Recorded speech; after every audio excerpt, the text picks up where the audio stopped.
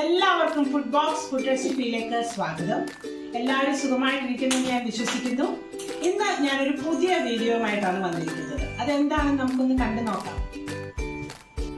ഇത് ഒരു സ്പെഷ്യൽ മീൻ കറിയാണ്. ഞാൻ ഓലക്കുടിയൻ മീനാണ് മേടിച്ചിരിക്കുന്നത്. 1 കിലോ മീൻ മേടിച്ചിട്ടുണ്ട്. അപ്പോൾ അതിനകത്ത് ഞാൻ ആദ്യം കുറച്ച് വെളിച്ചെണ്ണ ഒഴിച്ചു. വെളിച്ചെണ്ണയ്ക്കകത്ത് ഞാൻ ഇഞ്ചി വെളുത്തുള്ളി ഇട്ടു. അത് ഓൾറെഡി ആ പ്രോസസ്സ് കഴിഞ്ഞു. ഇഞ്ചി വെളുത്തുള്ളി ഇട്ടു. ഒന്ന് വഴറ്റി കഴിഞ്ഞിട്ട് ഞാൻ സവോള, ഒരു 2 സവോള, ചെറിയ സവോളയായിരുന്നു, അത് അരിഞ്ഞിട്ടു. അത് കഴിഞ്ഞിട്ട് ഒരു 5-6 പച്ചമുളക് ഇട്ടു.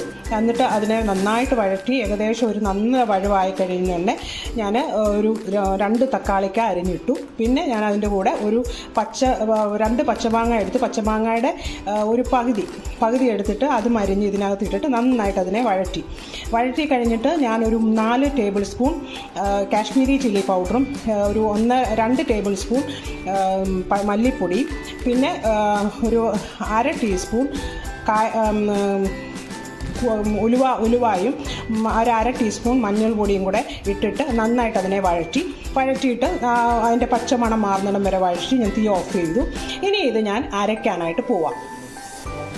അപ്പോൾ വഴറ്റിയതെല്ലാം അരച്ചു. ഞാൻ വീണ്ടും ഒരു 2-3 ടേബിൾ സ്പൂൺ വെളിച്ചെണ്ണയിലേ ഇത് ചെയ്യാൻ പാടുള്ളൂ. നല്ല രസമായിട്ടുള്ള മീൻ കറിയാണ്. നിങ്ങൾ ട്രൈ ചെയ്ത് നോക്കണം. ഈ വെളിച്ചെണ്ണ ഒഴിച്ചിട്ട് അതൊന്ന് ചൂടായി കഴിയുമ്പോൾ നമ്മൾ അരച്ചു വെച്ചിരിക്കുന്ന അരപ്പ് ഇതിനകത്തോട്ടിട്ട് ഒന്നുകൂടെ അതിനെ വഴറ്റും.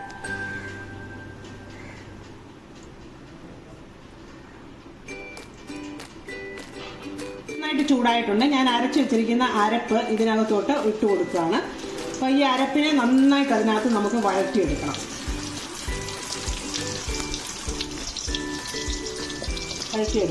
ഇത് നന്നായിട്ട്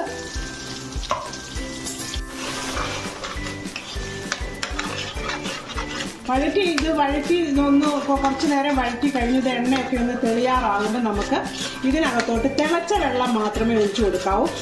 അപ്പോൾ ഇത് ഞാൻ കുറച്ച് മാങ്ങ ബാക്കി വെച്ചിട്ടുണ്ട്. ആ മാങ്ങയും കൂടെ ഞാൻ ഇതിനകത്തോട്ട് ഇട്ട് കൊടുക്കും. അപ്പോൾ ഇട്ട് കൊടുത്തു കഴിഞ്ഞ് നമുക്ക് അതും കൂടെ ഒന്ന് വഴറ്റിയതിന് ശേഷം നമുക്ക് തിളച്ച വെള്ളം മാത്രമേ ഇതിനകത്ത് ഒഴിച്ചു കൊടുക്കാൻ പാടുള്ളൂ. അപ്പം ഞാൻ ബാലൻസ് വന്ന മാങ്ങായും ഞാൻ ഇതിനകത്ത് ഇട്ട് കൊടുത്തു. അത് നമുക്ക് ഒന്ന് വഴറ്റിയെടുക്കാം. അപ്പം നിങ്ങൾ പുളിയൊക്കെ നോക്കണം, മാങ്ങയുടെ പുളിയൊക്കെ നോക്കിയിട്ട് വേണം ഇട്ട് കൊടുക്കാൻ. അപ്പം നമ്മൾ ഈ അരപ്പെല്ലാം കൂടെ അരയ്ക്കുമ്പോൾ നല്ല കൊഴുപ്പായിരിക്കും മീൻ കറിക്ക്. അതിൻ്റെ പോലെ നല്ല ടേസ്റ്റുമായിരിക്കും. ആവശ്യത്തിനുള്ള ഉപ്പ് നമുക്ക് ഇട്ട് കൊടുക്കാം. അവരവരുടെ ആവശ്യത്തിന് ഉള്ള ഉപ്പ് ഇട്ട് കൊടുക്കാം. എന്നിട്ട് ഞാൻ ഇതിനകത്ത് അരമുറി തേങ്ങ എടുത്തിട്ടുണ്ട്. തേങ്ങയുടെ കൂടെ ഞാനൊരു അല്പം 1/4 ടീസ്പൂൺ മഞ്ഞൾപ്പൊടി ഓൾറെഡി നമ്മൾ മീനിനകത്ത് ചേർത്തിട്ടുണ്ട്. അപ്പോൾ അതുകൊണ്ട് ഞാനൊരു 1/4 ടീസ്പൂൺ മഞ്ഞൾപ്പൊടി മാത്രം ഒരു കളറിന് വേണ്ടി ഞാൻ തേങ്ങയ്ക്കകത്ത് ഇട്ടു. ഇനി ഇതിനെ നന്നായിട്ട് പേസ്റ്റ് പോലെ അരയ്ക്കണം. ഞാൻ അരച്ചുകൊണ്ട് വന്ന തേങ്ങായും മഞ്ഞൾപ്പൊടിയും മാത്രമേ ഞാൻ ഇട്ടിട്ടുള്ളൂ. അത് അരച്ചുകൊണ്ട് വന്നത് ഇതിനകത്തോട്ട് ഇട്ട് കൊടുത്തു. ഇനി നമുക്ക് ആവശ്യത്തിനുള്ള തിളച്ച വെള്ളം മാത്രം ഒഴിക്കുക. തിളച്ച വെള്ളം കൂടെ ഒഴിച്ചു കൊടുത്തിട്ട് കഷ്ണങ്ങൾ ഇതിനകത്തിട്ട് അതൊന്ന് വേകുന്നിടം വരെ നമുക്ക് വെയിറ്റ് ചെയ്യാം. നന്നായിട്ട് തിളച്ചതിന് ശേഷം ഞാൻ തിളച്ച വെള്ളം തന്നെയാണ് ഒഴിച്ചത്. അപ്പോൾ ഇതിന് നന്നായിട്ട് തിളച്ചതിന് ശേഷം നമുക്ക് മീൻ കഷ്ണങ്ങൾ ഇട്ട് കൊടുക്കാം. അങ്ങനെ ഇത് മീനൊക്കെ അരപ്പ് തിളച്ച് തുടങ്ങി. ഞാൻ മീൻ ഇടുകയാണ്. അപ്പോൾ നമുക്ക് മീൻ ഇതിനകത്തോട്ട് ഇട്ട് കൊടുക്കാം. പിന്നെ നമ്മൾ ആവശ്യത്തിനുള്ള കറിവേപ്പില എത്ര വേണേലും ഇട്ടോ കേട്ടോ. കറിവേപ്പിലയും കൂടെ ഇട്ട് കഴിഞ്ഞാൽ ഇതൊന്ന് തിളച്ച് വന്ന് നമുക്ക് പിന്നെ കടുക് ഒന്ന് പൊട്ടിച്ച് ഒഴിക്കണം. അത്രയേ ഉള്ളൂ.